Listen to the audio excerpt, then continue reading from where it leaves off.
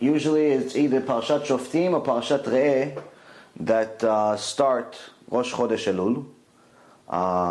And both of them have a lot of musar, a lot of lessons that we can learn from and apply to our life, especially at this time. And the main reason why Rosh Chodesh Elul is not an opportunity that we want to miss to do tshuva is because when you really think about things, we realize that according to the Torah, we have Rosh Hashanah coming up, and then right after it we have Yom Kippur. But Rosh Hashanah is Judgment Day.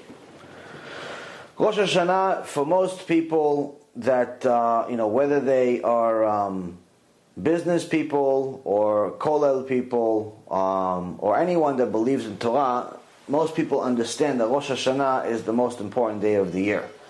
When you're not in the when you're not in the religious world, most people think that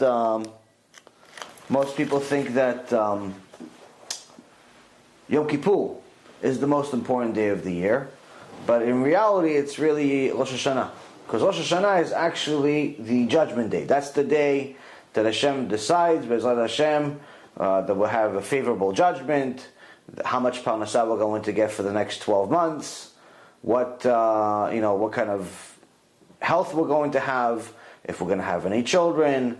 Every single thing that's going to happen over the next 12 months is going to be decided on Rosh Hashanah. And Yom Kippur, on the other hand, is an appeal. Meaning that if, Chas v'Shalom, we got an unfavorable judgment on Rosh Hashanah, then Yom Kippur is the last chance we have to change it.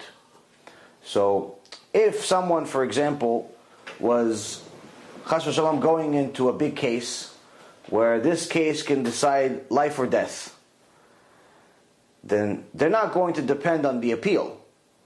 They're going to prepare for the main case as if it's the only time they're ever going to fight. They're going to read all the files, they're going to bring all the evidence, they're going to bring all the proof, they're going to do everything they possibly can to fight the case and win it on the first shot and not depend on a possible appeal.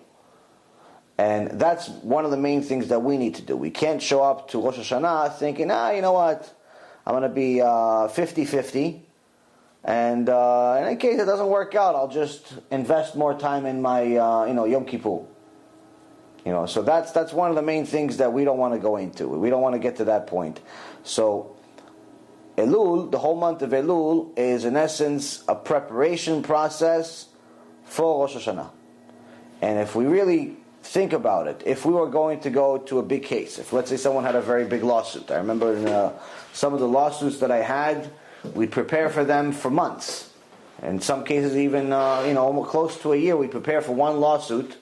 Even if we knew 100% that, we're innocent, we didn't do anything wrong, we knew the case. The person that's suing is lying or making up things.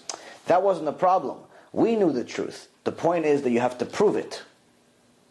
In a court of law and in the world, you have to prove your innocence, especially when it comes to business. When it's crime in America, someone is accused of crime, it depends really what his background is, because sometimes they're guilty until proven innocent, just because of who they are. Sometimes just because they're, if they're black or they're Spanish or they're some type of minority, everyone assumes they're already guilty.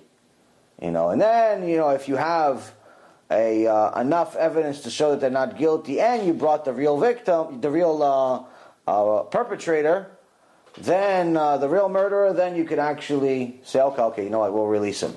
But sometimes by the time you bring the other guy out and you show that this poor guy is innocent, he's already been in jail for 10, 15 years. And it's happened many, many times where people serve jail times in this court that they say is justice, obviously with no justice, because we're easy to judge other people just based on their outside.